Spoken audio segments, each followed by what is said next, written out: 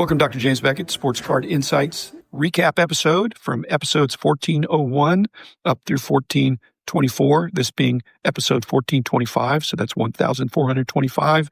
I'm not patting myself on the back. I'm patting you on the back. I wouldn't be doing it if I didn't have loyal listeners and viewers and commenters and questioners trying to build a hobby history and leave a legacy. So you're helping me do that, and I really appreciate it. First of all, these 25 episodes, or 24, there's 3 tributes in there. That means 3 different dignitaries, superstars, passed away during that time period, which is always melancholy. 1401 was Dave Parker. As I mentioned, I found out in the middle of the SABR convention, the Society of American Baseball Research, all the phones in the whole audience were going off that the Cobra had passed away. That was a group experience. It wasn't in a church or in a funeral home, but we were all appreciative of his talents. That was an interesting way to remember. I obviously was a Pirate fan during many of those years, and he's missed, and a worthy Hall of Famer. 1402 was the sports card cruise. I did a little query to AI. I believe it's very feasible. I would narrow it down to a vintage. So some of those are my thoughts. Jousting with AI, with ChatGPT. I think that's something that'll happen. Modern cards, I think, will be difficult.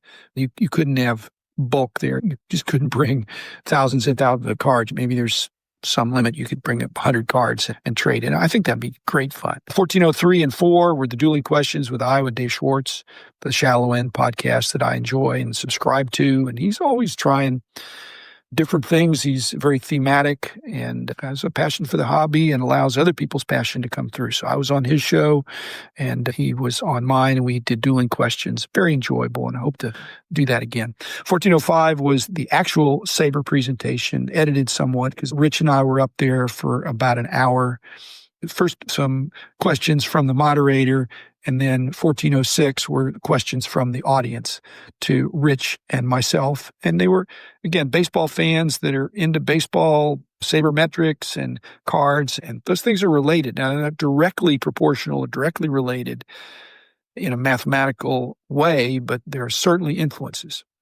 And then 1407 and 1408 were outtakes from Victor interviewing me about what else? Rookie cards. Victor's the rookie card specialist. And Dave Schwartz, if you like the fact that if I do a 45-minute interview, then I'm not breaking it into 3 parts, thanks to Iowa Dave, I'm saying I'm going to just do it in 2 20-minute parts, and I hope you'll allow me to go OT on those.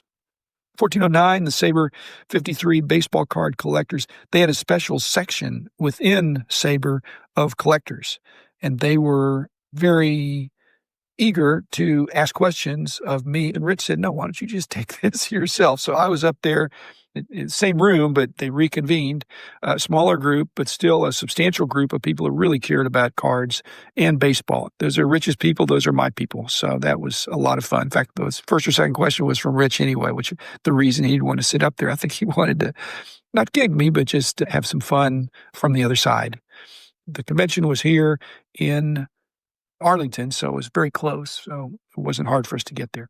1410 was the tribute to Hulk Hogan. Again, in my lifetime, wrestling cards went from afterthought, not even really having cards per se in the early 70s, to now a major category, especially if you include UFC and some of the other boxing, wrestling, ultimate fighting, all those kind of things.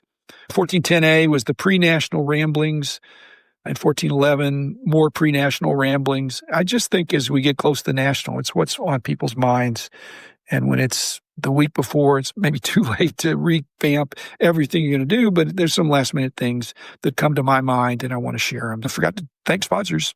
Thanks, Topps, Panini, Upper Deck, Heritage Auctions, Hug the Scott Auctions, Mike Stadium Sports Cards, Burbank Sports Cards, ComC.com, and Beckett Media, Beckett Grading, Beckett Authentication. 1411A, I'll put a suffix on there if it's something I'm inserting in. That was Ryan Sandberg, and just really shocking. Again, not very old, 65, I think. So somebody's younger than me, but again, a great player, and sad to see him go. 1412 and 1413 were both national perspectives with Rich, especially from the perspective that at that point we knew Rich was not going to be going. I think Rich wanted to get his 2 cents in, and we work well off each other and thinking about this coming national and past nationals, and feeling bad for Rich because he can't go every time, but he's gone most of the time. And I'm like that too. If I ever missed one, I would really miss it. So I really make a special effort to clear my calendar. And maybe one of these years I won't be able to make it for the whole thing. But I went Wednesday, I came back Sunday, and I was tired, but tired in a good way. 1414, the 58 Topps baseball, that's one that Rich and I did.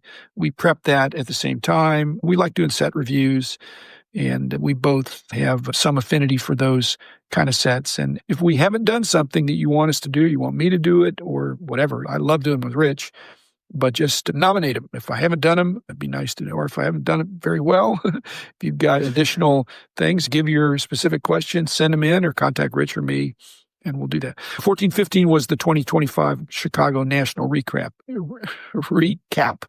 As I said, I think it was the biggest and the best one ever. I'm hoping they keep getting better, but they don't need to get a lot better. I'm not looking for peaks and valleys. I'm looking for not slow and steady, but steady increases. Hence, 1416, the episode I titled Peak National ? With Dave Slipka. After that previous episode came out, Dave contacted me, and he's local and a good friend as well. He's been on a bunch. And he was there, and he said, I've got some not opposing perspectives, but I've got some additional perspectives. So thanks for doing a recap, but can we recap your recap? I said, sure, Dave, for you, I'll do that. So we did, and that was good. And he's from Chicago, so he used to go to a lot of the Chicago shows, and it's just a great area for collecting.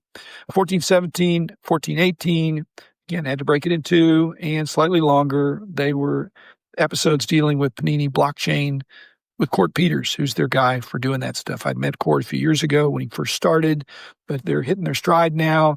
You can see that Panini is trying to adjust to new market realities, including the licensing situation. But also, I think they figured out a way to do blockchain in an interesting way that seems to be working, as Court has said. And as he said, do we think the world is going to be more digital or less digital in 5 years? It's going to be more digital. And so people have cards that you don't have physically, but you can show people what you have. It's just going to be something more expected.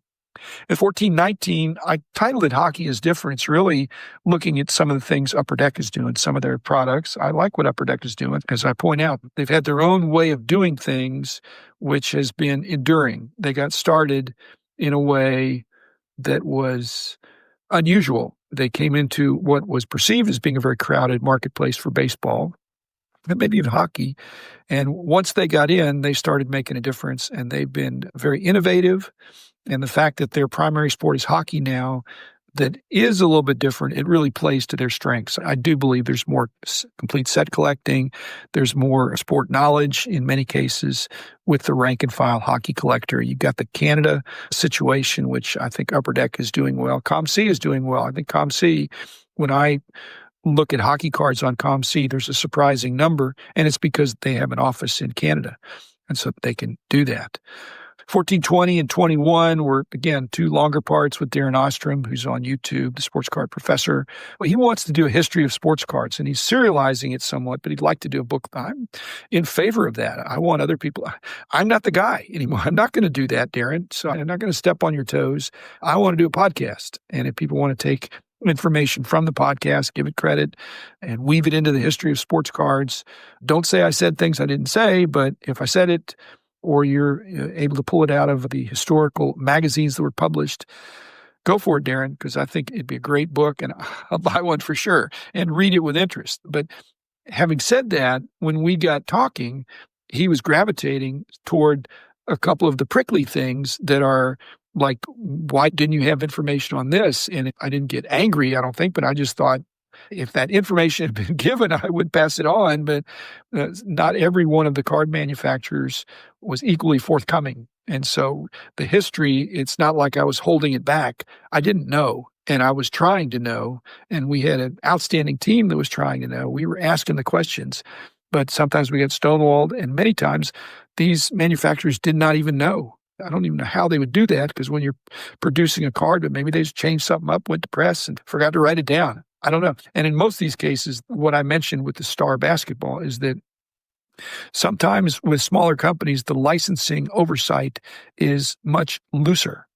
So you just have to listen to it and see. So thanks, Darren. I appreciate what you're trying to do. Go for it. And you got my encouragement. 1422 and 23 were another two-parter with Phil Rosenzweig, who is the T202 triple folders guy.